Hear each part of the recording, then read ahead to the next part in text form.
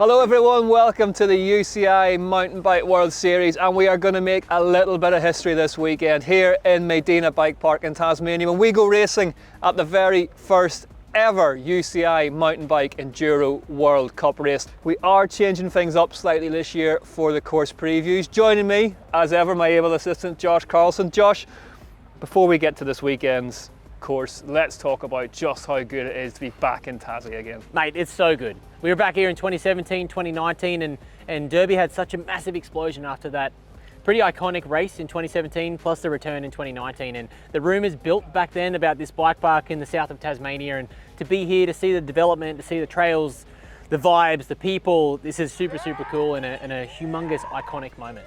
And it is an extremely chunky pro course out there this weekend. 54.5 kilometres away for the one-day race.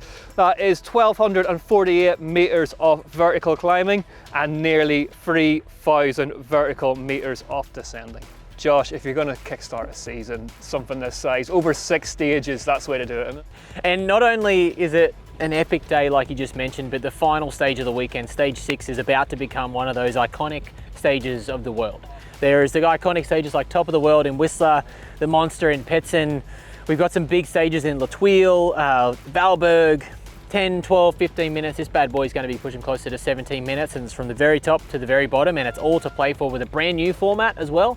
I'm a little bit worried, a little bit scared, a little bit excited, all the above. You seem to be remarkably full of energy for a man who has been out there on course for us all day. So let's talk through the stages. Stage 1 now consists of no fewer than 14 separate trails, 4 kilometres in length, drops 700 metres. How did you find that one? It was great. There was so much line choice up there, and the dirt was fantastic. I mean, we're lucky enough that the weather's holding out at the moment as the clouds come in behind us. Whisper it. Yep, totally. Don't talk it too loud. We're in Tasmania. It'll change in a minute.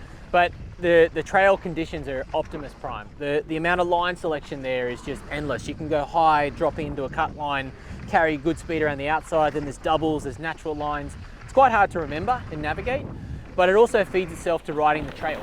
So you're not memorizing. Down lower, you kind of memorize the trail because they're short, but these big ones, you kind of got to ride it by feel. You got to ride it by how close you want to get to the edge, which is a big factor this weekend. Stage 2 then, outer limits, on the opposite side of the park from where the race begins. 1.8 kilometres, drops 250 metres, bit of a punchier number. Oh mate, couldn't be more chalk and cheese, those two, to go from one extreme to the other. The big, deep, dark, natural dirt to the bit more hard pack outer limits, real physical, a lot of corners, times are going to be tight, heart rates are going to be high. It's going to be a brutal race to get started after our first pedal, because it's a shuttle to the top, first pedal to stage 2.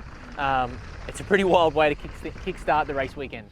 Third stage then, halfway point of the race, Thrash Horse, great title, tell us about that one. Self-explanatory. You drop in, you pin your ears back, strap one on and carry down. It's got a couple of brutal sections, big step down. It is wildly fast. I was talking to Troy Brosnan and Connor Fearon earlier about just how fast that trail is, and it's so fast you kind of pick up off the ground and stuff starts shimmying and moving around you, and then all of a sudden you're back on the ground again.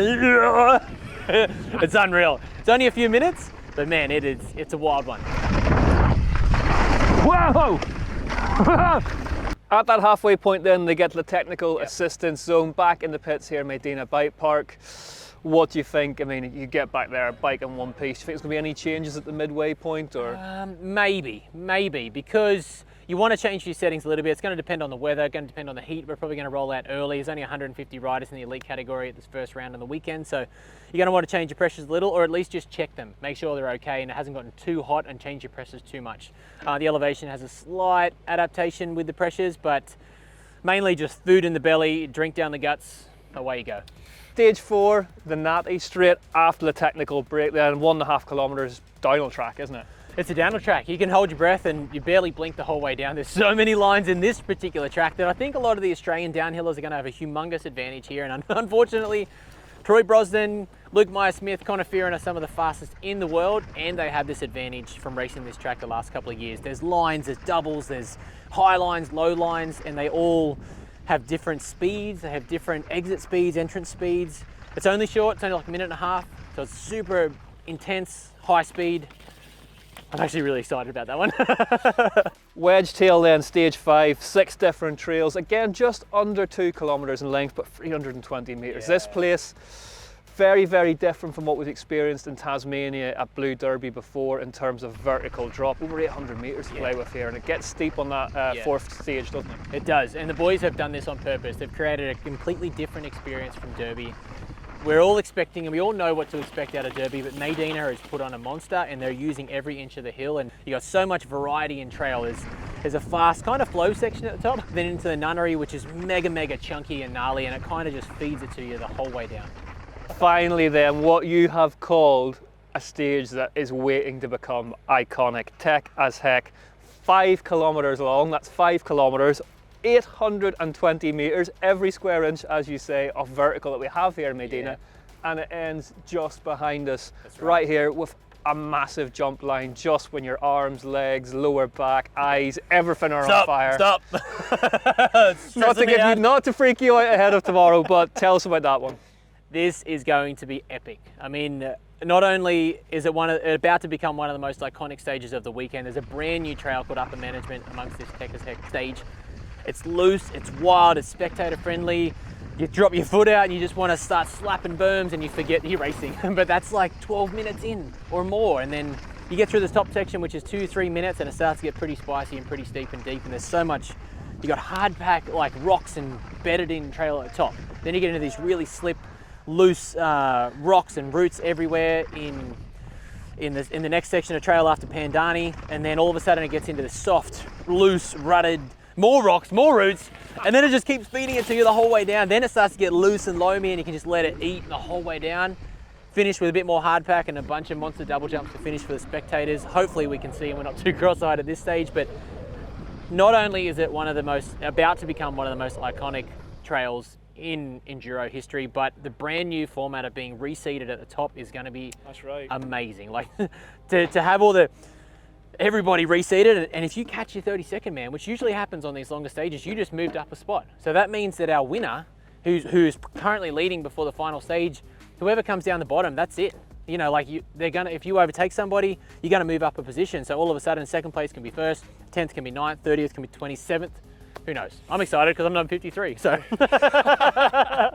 We've also got some other key changes this season as well. We've got points paid down to 10th place on each stage as well. So every stage is critical, 1-day format as we talked about earlier. I have it in my notes to ask you how you're feeling after a big day of practice on a normal bike, but you seem to be pretty chipper. Oh, look, I have to be honest, and I'll tell you all, I had a bit of a moment. I threw my toys out of the cot. I had a hugie on stage 3 on Outer Limits. I just got a little bit too excited, just a little bit, and I just smacked the dirt, 5th gear. Ran right out of talent, wrecked my brand new jersey, got a nice big dint on my shoulder, but I've had a fantastic day. It's been epic. To be back on a regular bike, a pedal bike, an analog bike, retro bike, whatever you want to call it, my brand new bike.